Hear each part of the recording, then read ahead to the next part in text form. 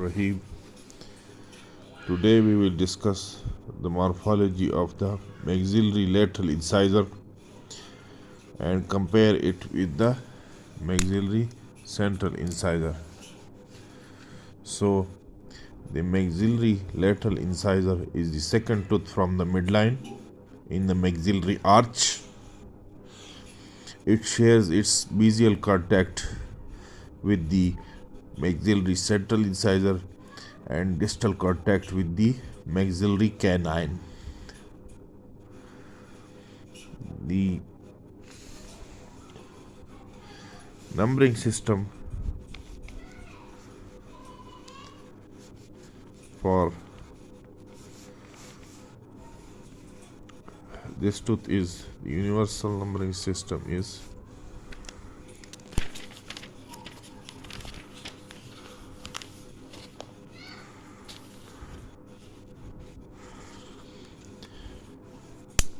it is when you count it from the upper right third molar, it is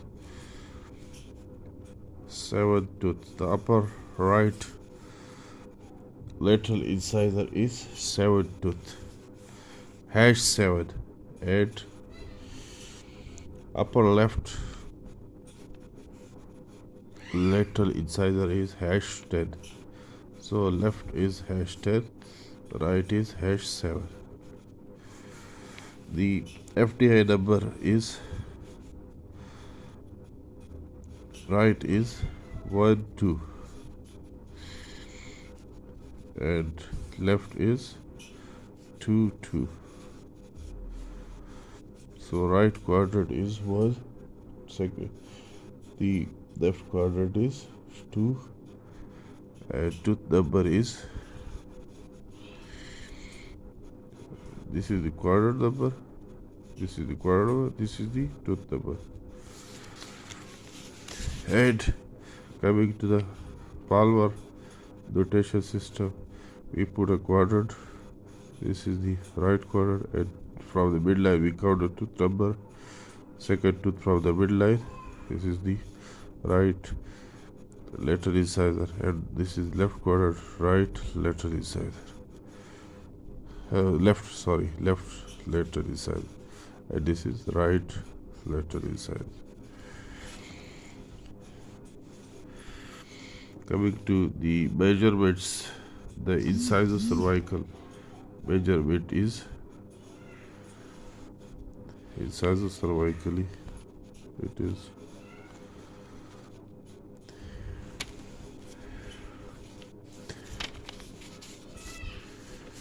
incisor cervical, it is about 9 mm, and mesiodistal it is about 6.5 mm.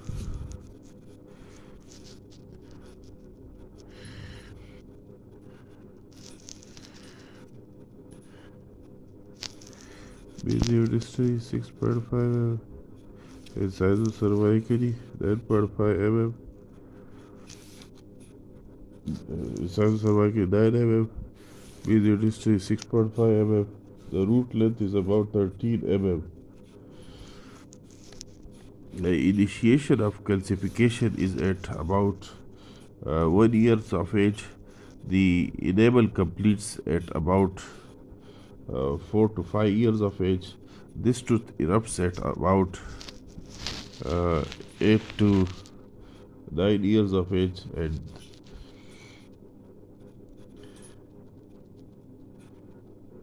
the completion of root is at about 11 years of age.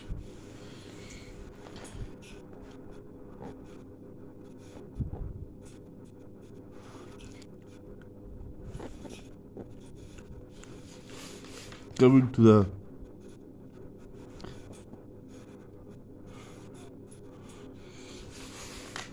labial aspect,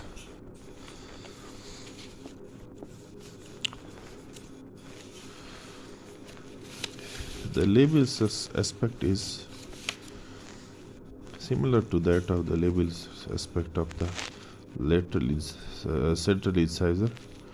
This is the lateral incisor, this is the maxillary central incisor, The labial aspect is trapezoid in shape. Longer side of trapezoid is at the incisal, smaller side is at the cervical.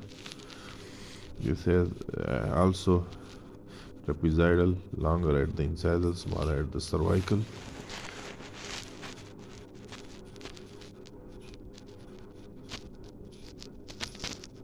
But this labial surface is more convex as compared to the labial surface of the central incisor,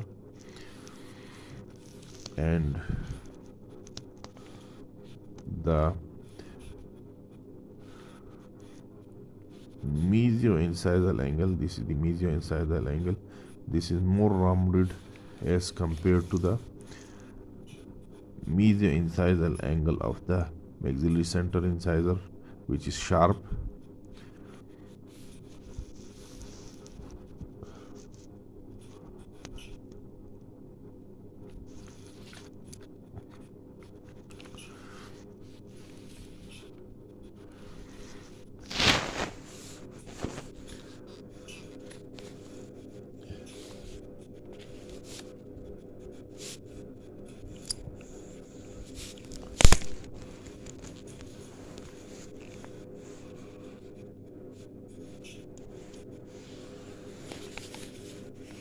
The crest of curvature at the contact area is located further gingivally at the incisal third, quite near its junction with the middle third. So it is a little cervically located near its junction with the middle third.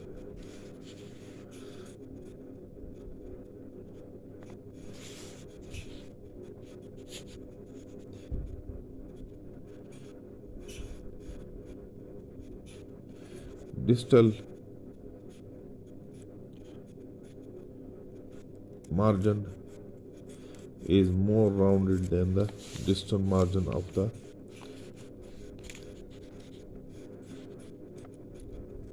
maxillary center incisor, with more cervically placed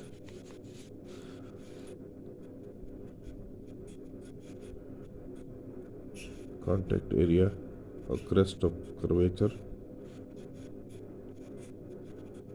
at the junction of incisal and middle third. At the junction of incisal and middle third. This contact area is present at the junction of incisal and middle third. The disto-incisal angle is noticeably more rounded than the disto-incisal angle of the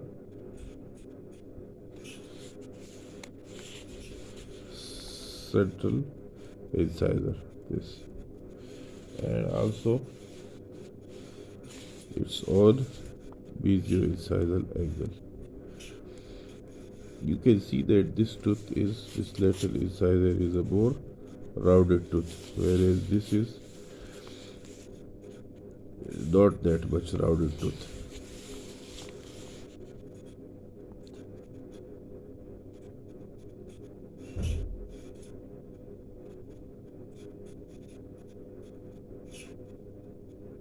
So the disto-incisal angle of lateral incisor is the most rounded incisor angle of any incisor in the arch. The incisal outline is not so much straight due to rounding of the mesio-incisal angles and the disto-incisal angles. Two babulars are more common here. The two babulars are most common finding. The babulars are representative of the labial lobes.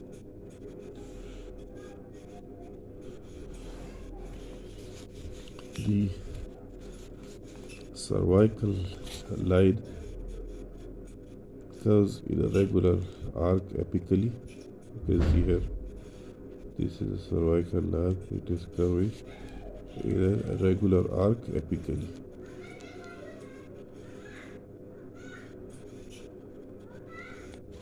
Towards the direction of the root, with only slightly less depth of curvature than the central incisor. Slightly less depth of curvature than the central incisor.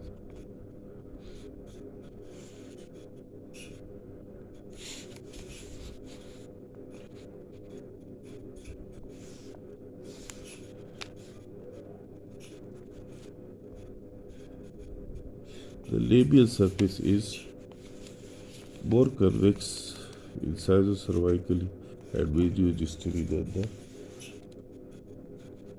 labial surface of the maxillary central incisor. There are two labial developmental depressions: mesiolabial developmental depression, distolabial developmental depressions, and imbrication lines are often present below the cervical line. The labial height of contour may be present here in the cervical third.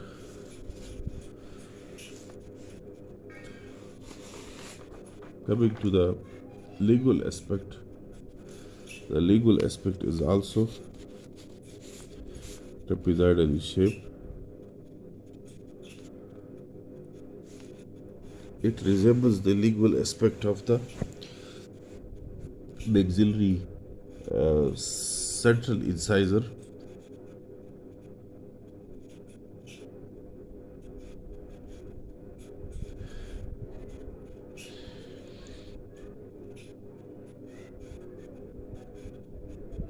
The mesial margin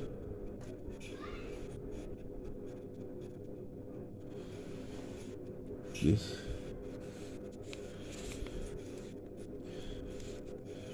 similar to the mesial margin of the labial surface, except that they converge more towards gingival. Converge more towards the gingival.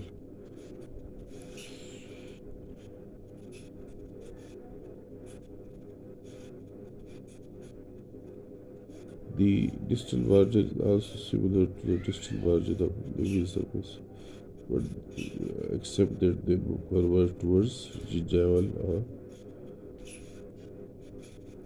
and towards the lingual.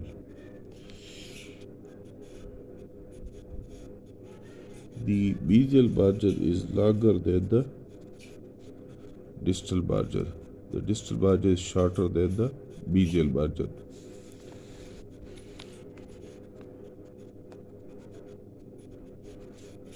The disto-incisal angle is more rounded than the mesio-incisal angle.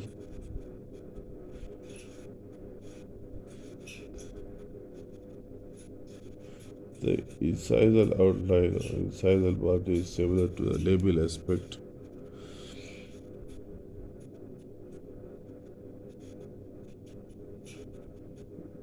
The cement-to-enamel junction or cement-to-enamel junction is curving towards the apical. This is curving towards the apical, but is opposite to the distal, opposite distally.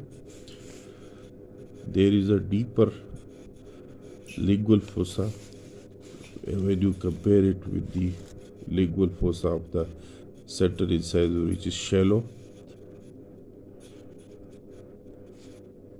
The mesial and distal marginal ridges are more prominent as compared to the mesial and distal marginal ridges of the maxillary central incisor.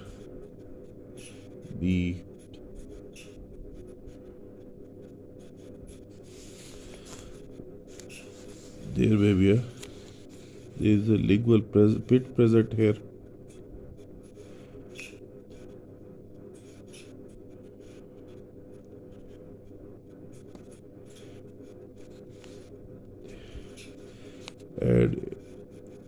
In the cervical third, there is a rounded eminence called the cingulum.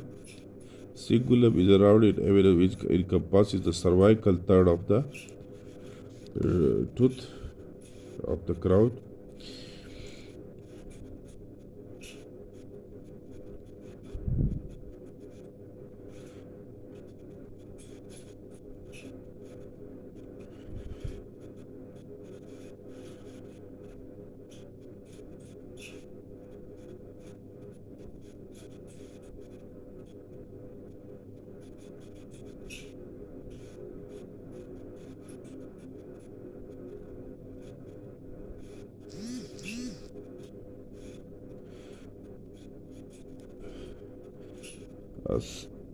A lingual pit near the center of the lingual groove is common and is potential site for caries.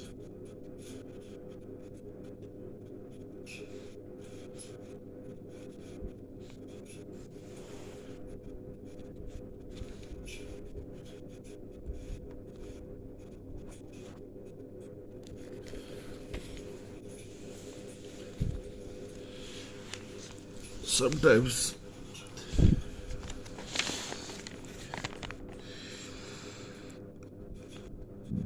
the lingual groove is running below the lingual pit. The linguogingival groove arises from the lingual pit and runs vertically into the cingulum.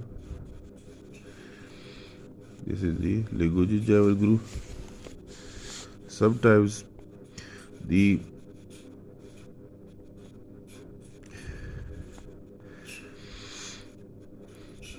distolingual marginal groove arises from the distal marginal ridge and extends into the root. So these are the variations of the lingual surface and their grooves.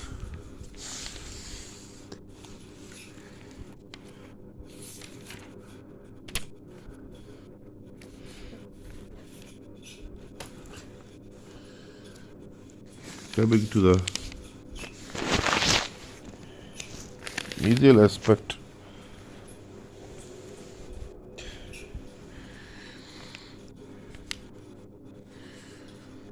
the medial aspect is triangular in shape. The apex of the triangle is formed by the incisal edge. Base of the triangle is formed by the cervical outline.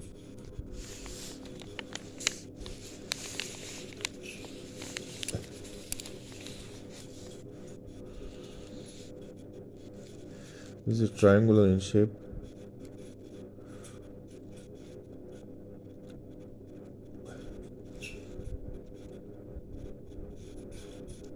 The incisal edge at the apex of the triangle lies over the long axis of the tooth.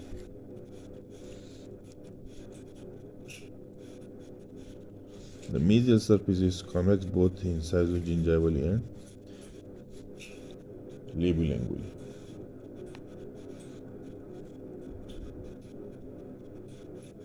The contact area is similar in shape to the contact area of the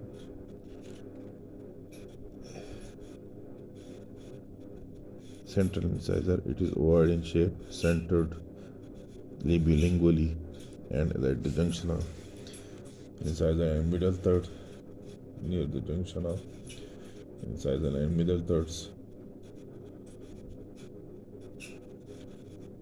The cervical line curvature is towards the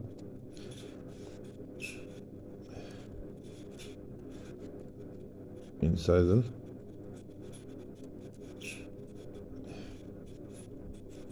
and it exhibits less depth of curvature than it does on the medial of the central incisor. The labial outline is convex in the cervical third and then flattens at the towards the incisor. The lingual outline is convex in the cervical third and concave in the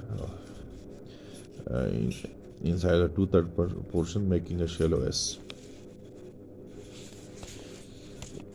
The distal surface is smaller as compared to the medial surface and more convex in all dimensions than the medial surface. The contact area is smaller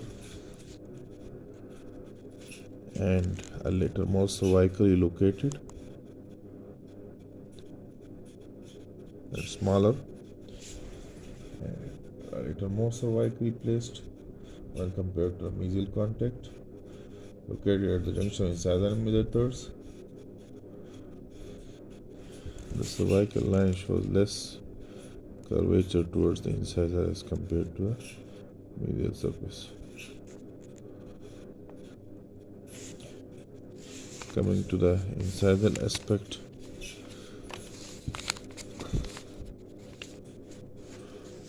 when you compare these two incisal aspects, the incisal aspects of this maxillary central incisor is roughly triangular in shape, whereas in the incisal aspect of this lateral incisor is rhomboidal in shape because of convex labial and lingual surface.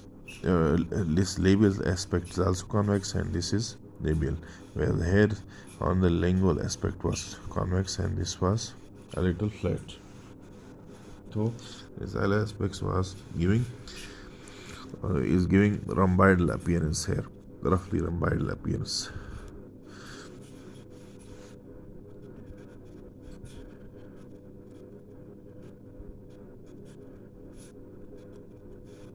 The cingulum is more prominent.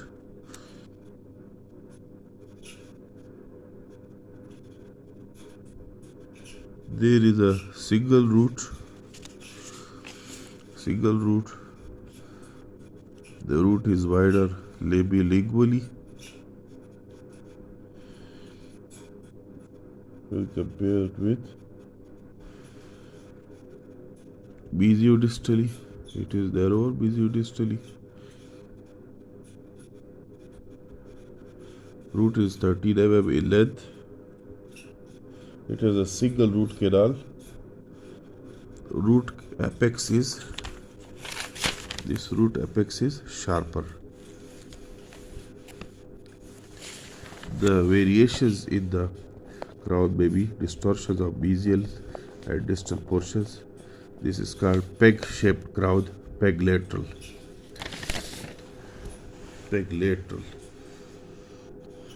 Also, there may be a tubercle on the tubercle here on the cingulum. If this is singular, here there will be tubercle. This may be also a variation. The lateral incisor may be congenitally missing tooth. Agenesis. The tooth bud may be absent.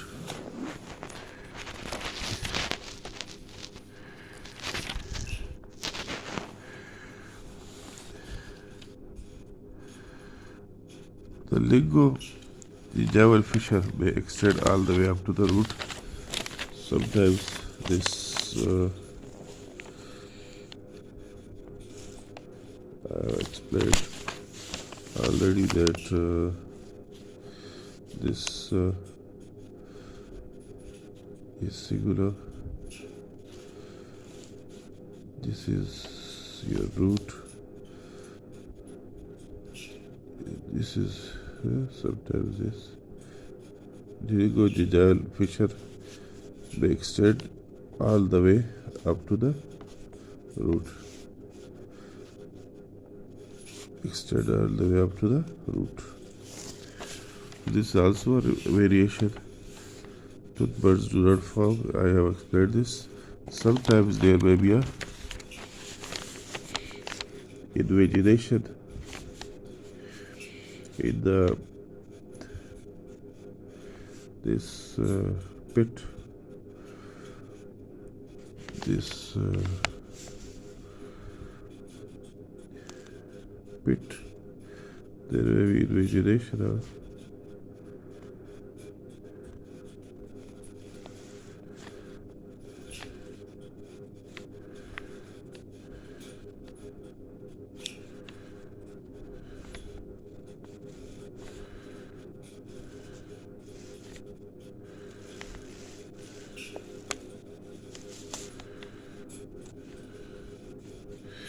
sometimes there may be invagination of